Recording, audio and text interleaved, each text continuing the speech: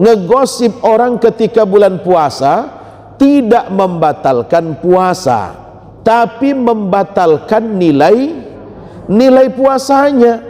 Kalau puasanya tetap nggak batal, tapi nilai dari pahala puasa itu berkurang.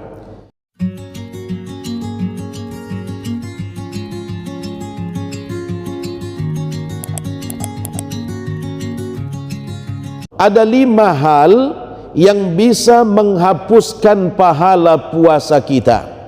Jadi nanti ketika sudah sampai pada bulan Ramadan, jangan sampai kita lakukan 5 hal ini. Apa yang 5 hal itu? Yang pertama, al-ghibah. Apa itu al-ghibah? Ghibah itu ngomongin orang yang tidak ada di depan kita. Berarti ngegosip, ya, ngegosipin orang. Selama bulan Ramadan, stop dulu ngegosip. Ya, memang Ustadz kami stop ngegosip, tapi ngegosipnya via online, ya, via media sosial, ya, via WA ngegosipnya, karena ada grupnya juga kan itu. Jadi ceritanya pun lewat grup. Nah, sama dah itu dapat dosa juga.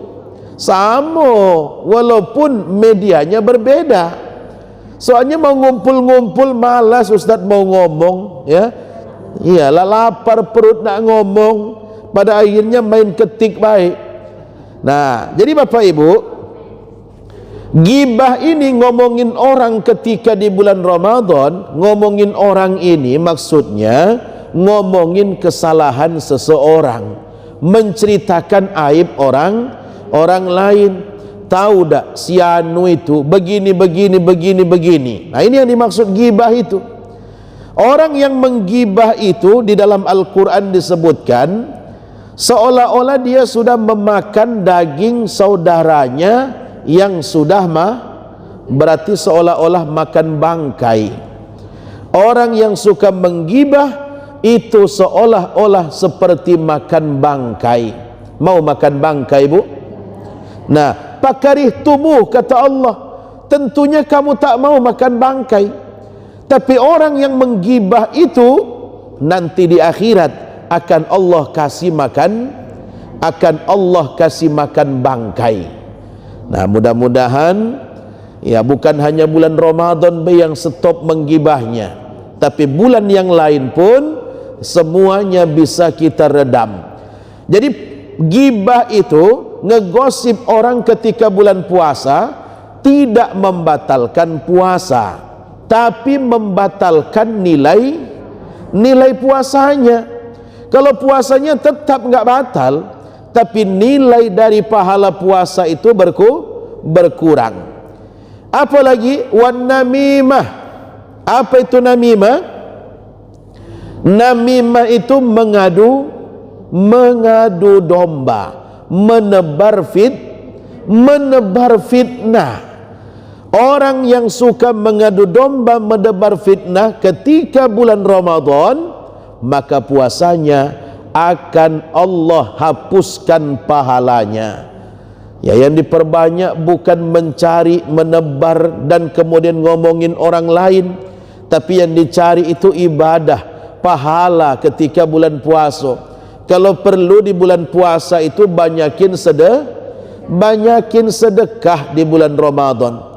Ya, siapa orang yang harus kita berikan sedekah? Ada target kita. Tapi sedekah itu kata para ulama lebih diutamakan. Siapa orang yang rajin solat, itulah yang diutamakan untuk diberikan sedekah. Kalau seandainya ada fakir dengan miskin, satu tak solat, satu rajin solat, maka dahulukan yang rajin solat. Nah, ini. Nah, jadi yang kedua, an-namimah, mengadu domba, menebar ya, mudah-mudahan tidak adalah ini ketika bulan Ramadan.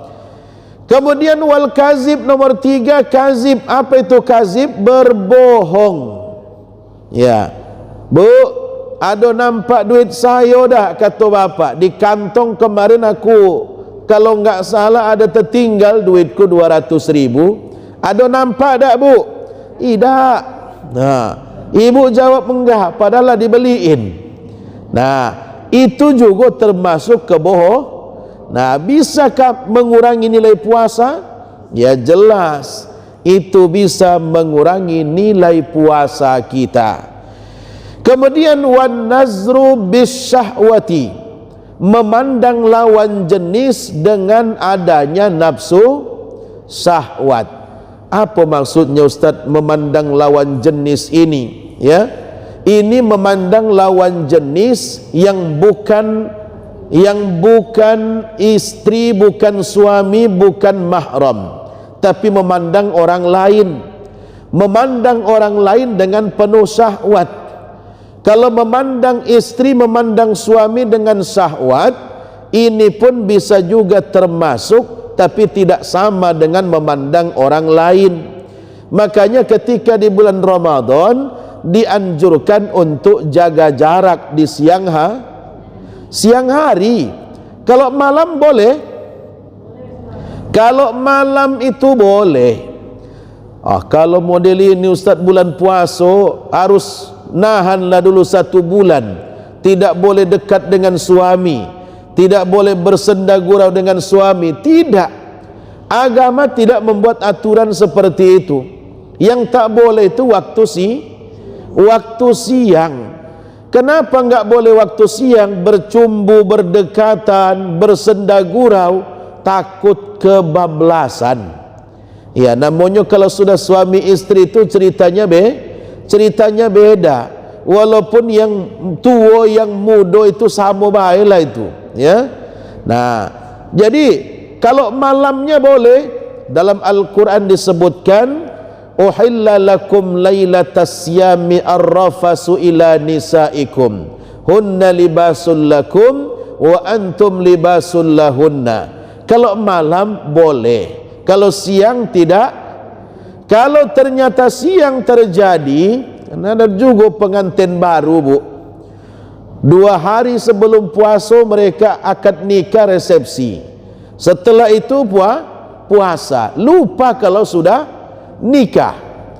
Ya, lupa mereka kalau sudah menikah. Dan kemudian ketika di siang hari bulan Ramadan ini terjadi, maka wajib bayar ya wajiblah bayar kifarat. Berapa kifaratnya, Bu? Apa kifaratnya? Yang melakukan hubungan suami istri di siang hari bulan Ramadan, apa kifaratnya? Yang pertama, memerdekakan hamba, tapi sekarang kan hambanya tak ada. Yang kedua, puasa 2 bulan berturut. Kira-kira ada yang sanggup dah? Perempuan, adakah perempuan yang bisa puasa 2 bulan berturut-turut? Siapapun perempuannya tidak ada itu, kecuali perempuan yang tak pernah haid, ya. Kemudian yang ketiga, memberi makan 60 orang miskin. Yang bayar siapa?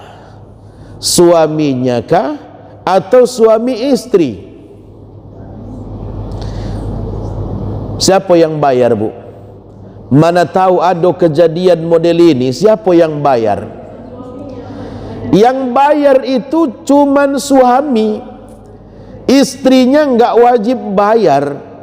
Makanya kifaratnya itu kan menunjukkan itu untuk laki-laki. Mana ada perempuan yang sanggup puasa 2 bulan berturut? Kalau laki-laki bisa 2 bulan berturut-turut, tapi biasanya ini jarang dilakukan orang. Yang nomor 3 lah yang jadi pilihan, memberi makan 60 orang miskin. Itu sebagai denda yang harus dibayar. Nah, kemudian wal yaminul kazib, melakukan sumpah palsu. Apa ini sumpah palsu ini? Sumpah dengan nama Allah, tapi ternyata dia iya, sumpah yang penuh dengan kebohongan. Sumpah yang dia lakukan tapi sudah berbayar. Ada kan, Bu, orang yang mau bersumpah karena sudah ada bayarannya. Ketika ada umpama, ya, contoh kasus lah, atau sesuatu permasalahan, ketika dimintai keterangan dia mengaku tidak melihatnya, padahal sudah dibayar oleh orang lain. Dia bersumpah dengan nama Allah bahwa dia tidak melihat kejadian itu karena dialah saksi satu-satunya umpama, maka dia sudah masuk dalam kelompok al-yaminul kazib, yaitu melakukan sumpah yang penuh dengan kebohongan, sumpah palsu yang bisa merugikan orang lain. Maka ketika nanti kita puasa di bulan Ramadan, mari kita hindari yang 5 ini supaya nilai puasa kita tidak habis dan tidak musnah semuanya. Apa tadi yang pertama, Bu? Ghibah. Yang kedua, mengadu domba atau menebar fitnah. 3, berbohong. 4, memandang lawan jenis dengan nafsu syahwat. Yang kelima, melakukan sumpah palsu atau sumpah yang penuh dengan kebohongan. Dan insya Allah kalau ini bisa kita hindarkan, puasa kita pun bisa menjadi puasa yang sempurna. Karena selama kita berpuasa tentunya akan merubah karakter manusia.